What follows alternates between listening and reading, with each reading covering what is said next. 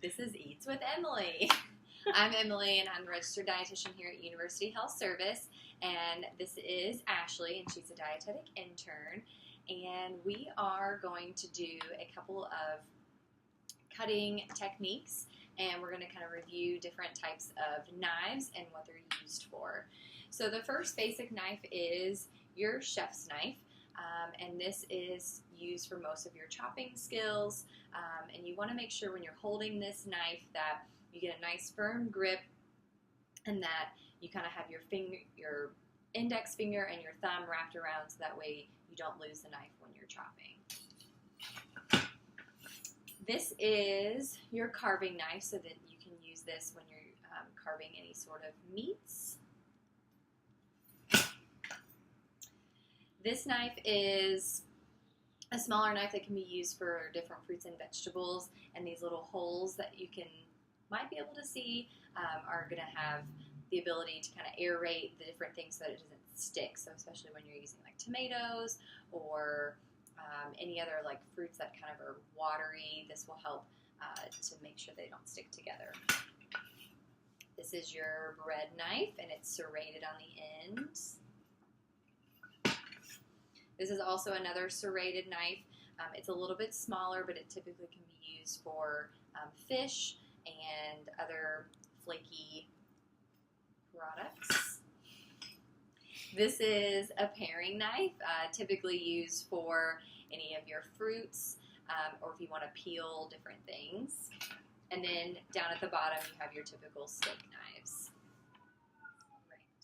Hi everyone, so I'm the dietetic intern, so I wanted to show you guys how to hold a chef knife. So this is actually a 7-inch blade. How you actually hold it is I'm going to bring it to the image. So you want your finger, your index finger, and your thumb to actually be on the blade itself. So this is able to kind of drive the knife, so it's not all loose in your hand, because if you hold it like this, it's not as stable. You want your thumb to be horizontal to the blade so that it's not going too far down. You don't risk yourself of getting hurt. Okay, so when you utilize a chef knife, you never want to chop. This is not a chopping knife, so you always want to use the motion of hitting the nose down at the tip and then rocking it downward, okay? So you're going to do this motion every single time. So, cucumber. So a basic cut for a cucumber is usually just your regular old put it in the salad type of ordeal. So we're going to hit the nose at the end, and we're going to cut the nose off. So hit the nose, cut off the ear of the cucumber, okay?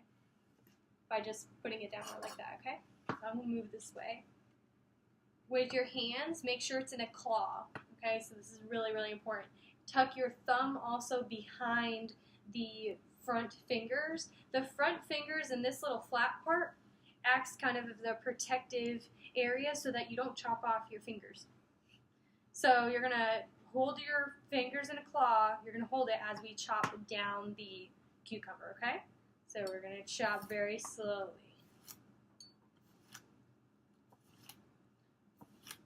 What I'm actually doing is I'm also utilizing my thumb to kind of push the cucumber forward as I'm chopping it slowly. So as you get more and more skilled with your knife skills, you'll get better at that. So another way to chop in general, you can use this actually on carrots as well as other vegetable products. You can chop down the entire thing. So I'm being very careful with my hands right now, rocking it downward. It creates kind of a half. Okay? You always, when you're cutting fruit like this or vegetables, you want to kind of create a flat side so that when you put it down onto the cutting board, it doesn't rock or move or anything, so it protects your fingers a little bit more. You can now chop it into a quarter, and that's kind of like your pickled slices that you see sometime. From this point, you can also chop it a little bit wider. I'll show you these chop sizes. And these chop sizes usually typically go in like pasta salads or something like that you want it a little bit thicker in. The smaller you are, typically you'll be putting that type of thing in sandwiches or salads. So that's kind of how that. Notice that I never ever lift the nose ever off of the cutting board. And that pretty much serves it for wonderful cucumbers. Look at a carrot, and we're going to peel the carrot and then also show you different cutting methods. So you're going to take the carrot, and before we peel it, we want to be able to have a nice flat end on the cutting board so that way it doesn't slip and get away from us. So you're going to take the end, and you're going to take your chef's knife, and you're going to cut around about a 45-degree angle, and so that way you make a flat end. And then you're going to roll that over, and that way when you have it on the cutting board, it's going to be nice and stable. Then you're going to take your peeler, and you always want to peel away from you. You never want to peel toward you so that you don't catch your fingers at the end. So you're going to start at the top and then hold that firm and peel away. So you're going to continue to roll the carrot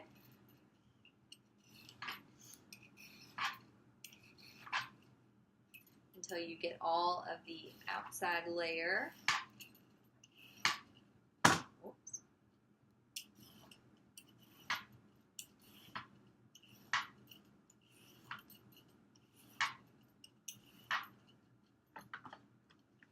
Okay. So we're going to start by cutting off the end here. So we're going to have that nose down, and we're going to chop off the end. So the first cut is just going to be a couple rounds, and these you can use in soups and stews, and then you can also roast them. And so you can make them as thick as you want or as thin as you want. And you're just going to have little rounds. And the other way you can do is make your own carrot sticks. So we're going to first chop all the way down and make those two flat ends, and then turn that over.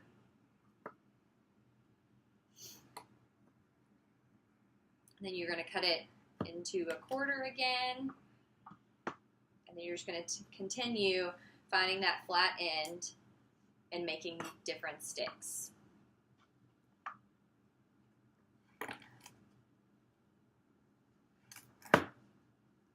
Alright, and then you're going to have some carrot sticks to put into your snack packs. Hi everyone! Okay, so we're going to learn how to cut our herbs today using a chef knife, your new favorite knife. So basically when you're peeling herbs off of a leaf, you can always go the opposite direction of the stem. So you just pull downward, and that kind of takes off some parts of the leaf.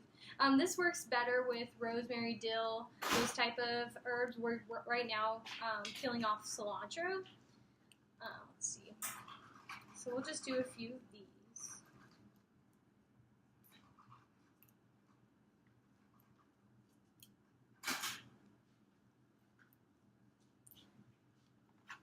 So we got a little bit of a spread here. So basically, what you want to do is you want to kind of bunch up the leaves together. So I'm trying to bunch them up right now in a ball, as tightly as compact as possible.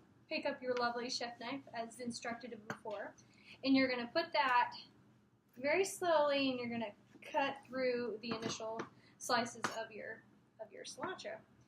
Then we're going to practice a rocking motion. So you're going to take your chef knife and you're going to put your hand on top of it. You never ever put your hand on top of the nose of the knife because you can puncture yourself. So you want to just keep your hand there, and you just want to kind of make this motion the whole way around. It makes it look like you know what you're doing. So keep moving it closer and closer together. And sometimes you can even do this motion back and forth. Now, a fun little thing with more leaf-like herbs, such as basil. Basil you can actually wrap around kind of like in a Cinnabon, you know, so it like loops in a little spiral. You can roll those leaves so tightly that when you go down the knife like this, it comes out as a nice little spiral. It's really, really pretty and works really, really well on top of caprese salads. So that's generally how you make beautiful little cilantro pieces. Hi! Alright, so today we're going to show you how to open up a bell pepper. So you want to, when you're finding bell peppers, they come in red, green, yellow, orange, and a lot of times they'll be on sale, so you kind of want to look out for the different sale. And it doesn't necessarily matter which color. The greens are not going to be as sweet as maybe like your yellow and your oranges, but they're all going to be great sources of vitamin C, and then you want to make sure that they reach their ripeness is when you're going to maximize the vitamin C content. And also peppers are a great source of vitamin E, so all of your antioxidants. And when you're looking for peppers, you want to make sure, you don't necessarily have to pick based on the color, but you want to make sure that the color is vivid and it's bright. And then you want to make sure that when you pick it up, that it's kind of got a little bit of weight to it. And then when you press on it, that it's not going to be, that it's going to be firm when you give a little bit of pressure to it. And that's going to tell you if it's going to be a good pepper or not. All right, so we're going to go ahead and open this pepper. And there are different ways to open up a pepper to get the core out, but I'm going to show you how to just slice down the top of it, and then as you can see it kind of opens up, and then you want to slice around so that you can get out the core, and then you can twist that out. And a lot of times this will make for a great stuffed pepper to have this nice large opening. And then you can go ahead and you can leave it sitting up here at top, and then cut open to have two sides. And then you can go ahead and make different, you can either make strips. So here would be strips, which would be great for stir fry, for fajitas, or even just great to put into a Ziploc baggie and to dip with either guacamole or hummus or any sort of vegetable dip. And then you can also go ahead and dice them. And then they're going to make these nice little squares, and you can make them as small or as large as you'd want them. These would be great for salads. These would be great to go into any sort of other dish, maybe a soup or any sort of casserole or something. So that's cutting peppers. Hello again. Today we are going to cut open a kiwi, and I feel like this is a fruit that we don't always think about, but kiwis are available throughout the year, and for the most part they come from California between November and May, and then in New Zealand are from June to October. So maybe our best time where we're located might be through that November and May time period, but they are available year-round.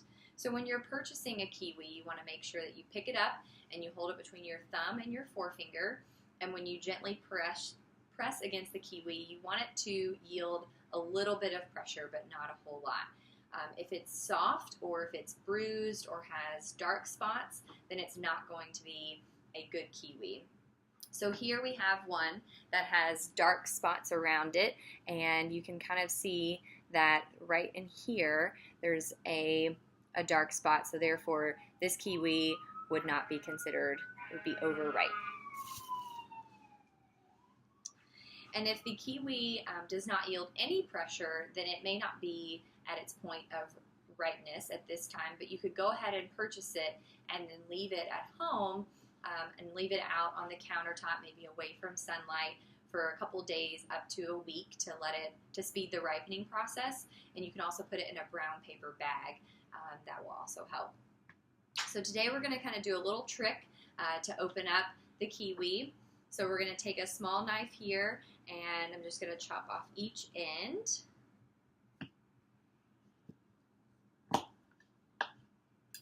All right, so we have two open ends, and then you're going to take just a regular spoon, and you're going to get underneath of the skin and the kiwi, and you're going to work your way around the kiwi. So once you make it around one side, then you're going to go and do the same thing and take that spoon, not to lose the kiwi, Okay. This one's very juicy.